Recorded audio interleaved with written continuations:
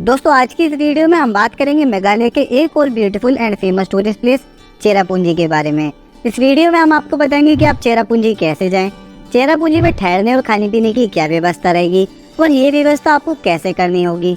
चेरापूंजी में आप day by day कैसे और कहाँ पर घूमने के लिए जा सकते हैं, चेरापूंजी या फिर मेघालय घूमने आने का बेस्ट टाइम कौन सा रहेगा, एंड मोस्ट इम्पोर्टेंट क्वेश्चन कि चेरापूंजी ट्रिप को कंप्लीट करने में आपका कितना खर्चा आएगा। दोस्तों इस वीडियो में हम आपको चेरापूंजी की सभी जानकारी डिटेल्स में देने की कोशिश करेंगे, इसलिए वीडियो को बिना स्किप के एंड तक देखिएगा। चेरापूंजी मेघालय का एक ब्यूटीफुल प्लेस है जिसे सोरा के नाम से भी जाना जाता है। चेरापूंजी इंडिया का एक ऐसा प्लेस है जहाँ पर पूरे साल मानसून का मौसम रहता है। चेरापूंजी अपनी nature's beauty, famous waterfalls, caves and रास्ते में देखने लायक अमेजिंग नज़ारों की वजह से पूरे इंडिया में ही नहीं बल्कि दुनिया में टूरिस्ट अट्रैक्शन के रूप में जाना जाता है। अगर आप भी एक ऐसी जगह की तलाश कर रहे हैं जो कि बरसात के मौसम में और भी ब्यूटीफुल लगती है तो आपको चेरापूंजी जरूर जाना चाहिए। चेरापूंजी मेघालय का एक पॉपुलर और इतना अट्रैक्टिव टूरिस्ट प्लेस है जहां पर आकर काफी सारे टूरिस्ट अपने ट्रिप को यादगार बनाते हैं।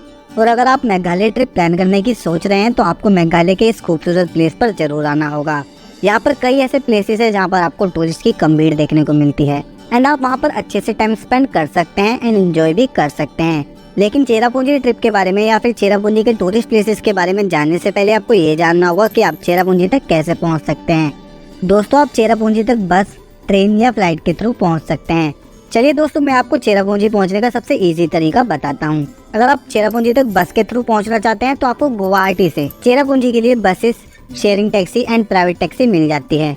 गुवाहाटी से चेरापूंजी का डिस्टेंस लगभग 180 किलोमीटर का है। दोस्तों आप दो तरीके से चेरापूंजी तक पहुँच सकते हैं।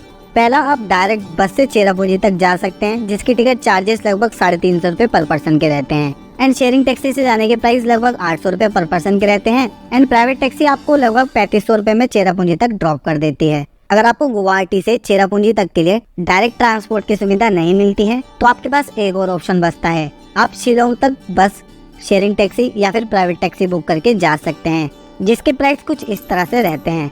इन तीनों में से किसी भी ऑप्शन को चूज करके आप शिलोंग तक पहुंच सकते हैं एंड शिलोंग से चेरापूंजी तक के लिए आपको taxi, buses and sharing taxi मिल जाती है जो कि आपको शिलोंग के पुलिस बाजार से मिल जाती है। आप उन तीनों ऑप्शन में से चूज करके चेरापूंजी तक पहुंच जाएंगे। 3 घंटे में आप गुवाहाटी से शिलोंग तक पहुंच जाते हैं। उसके बाद आप शिलोंग से चेरापूंजी तक पहुंच जाएंगे एंड अगर आप ट्रेन के थ्रू चेरापूंजी तक पहुंचना चाहते हैं तो आप गुवाहाटी रेलवे स्टेशन तक ट्रेन के माध्यम से पहुंच सकते हैं एंड गुवाहाटी पहुंचने के बाद आप उसी तरह बस, टैक्सी या फिर शेयरिंग टैक्सी के थ्रू डायरेक्ट चेरापूंजी तक पहुंच सकते हैं या फिर आप उसी तरह शिलोंग पहुंचकर शिलोंग से चेरापूंजी पहुंच सकते हैं। एंड अगर आप फ्लाइट के थ्रू चेरापूंजी तक पहुंचना चाहते हैं तो आपको शिलोंग एयरपोर्ट तक बाय फ्लाइट आना होगा।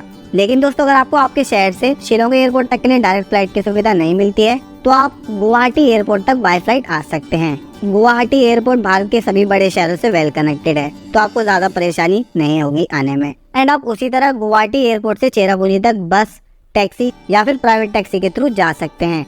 चलिए दोस्तों अब आप चेरापूंजी पहुंच जाएंगे तो अब बात करते हैं कि चेरापूंजी में ठहरने और खाने पीने की क्या व्यवस्था रहेगी। सबसे पहले आपको ठहरने की व्यवस्था करनी होगी। तो ठहरने के लिए आपको चेरापूंजी में टैक्सी स्टैंड देखने को मिलता है। आपको उसके आसपास में होटल, होम स्टे और डॉर्मेट्री देखने को मिल जाती है जहाँ पर आपको डॉर्मेट्री 600 रुपए से लेकर 1000 रुपए तक में मिल जाएगी एंड होटल आपको 1500 रुपए से लेकर 4 से 5000 रुपए तक में मिल जाते हैं। आप अपने बजट के हिसाब से इन होटल्स में ठहर सकते हैं। एंड दोस्तों अगर चेरापूंजी में खाने पीने की व्यवस्था की बात करें तो आपको खाने पीने की व्यवस्था आपके होटल में भी हो जाती है। आप अपने होटल में ही खाने पीने की व्यवस्था कर सकते हैं या फिर आपको टैक्सी स्टैंड के आसपास में काफी सारे रेस्टोरेंट एंड ढाबे देखने को मिल जाते हैं जहाँ पर आपको एक नॉर्मल थाली की कॉस्ट 250 रुपए से लेकर 300 रुपए तक की आएगी। आपको अच्छी तरह से यहाँ पर भोजन हो जाता है।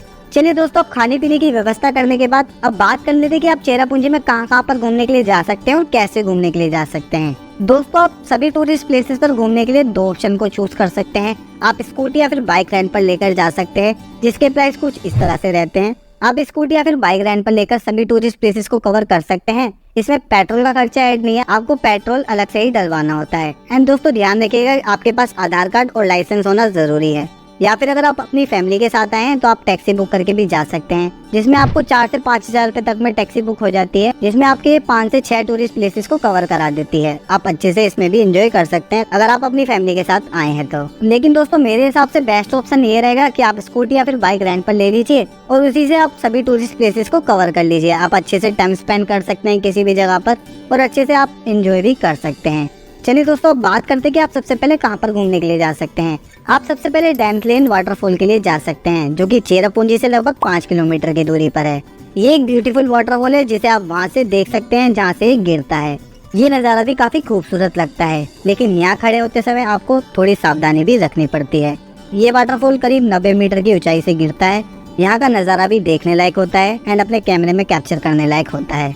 दोस्तों, आप यहाँ पर जरूर आइएगा। इस वाटरफॉल को देखने की टाइमिंग सुबह 6 बजे से शाम 7 बजे तक रहती है। आप यहाँ पर 1 से 1.5 घंटा अच्छे से स्पेंड कर सकते हैं एंड उसके बाद आप इको पार्क के लिए जा सकते हैं, जो कि चेरापूंजी का एक famous and beautiful tourist place है, जहाँ से आपको आसपास की वेनिस एंड बांग्लादेश की साइट सीइंग और मोस्ट फेमस 7 सिस्टर वाटरफॉल का व्यू भी देखने को मिलता है। इको पार्क फैमिली के साथ घूमने आने वाली बेस्ट जगहों में से एक माना जाता है, जहाँ पर बच्चों के लिए झूले लगे हैं, बड़ों को देखने के लिए बादलों के अमेजिंग नज़ारे एंड वाटरफॉल की खूबसूरती सब देखने को मिलता है। इको पार्क की टाइमिंग सुबह 8 बजे से शाम 5 बजे तक रहती है एंड इसकी एंट्री फीस लगभग 10 रुपए पर पर्सन की रहेगी। यहाँ पर आप लगभग 1 घंटे का टाइम स्पेंड करने के बाद 7 सिस्टर वाटरफॉल के लिए जा सकते हैं, जो कि मेघालय के सबसे पॉपुलर फॉल्स में से एक माना जाता है। यहाँ पर आपको 7 वाटरफॉल्स एक साथ देखने को मिलते हैं, जो कि काफी खूबसूरत लगते हैं गिरते हुए एंड ये लगभग 320 मीटर की ऊंचाई से गिरते हैं।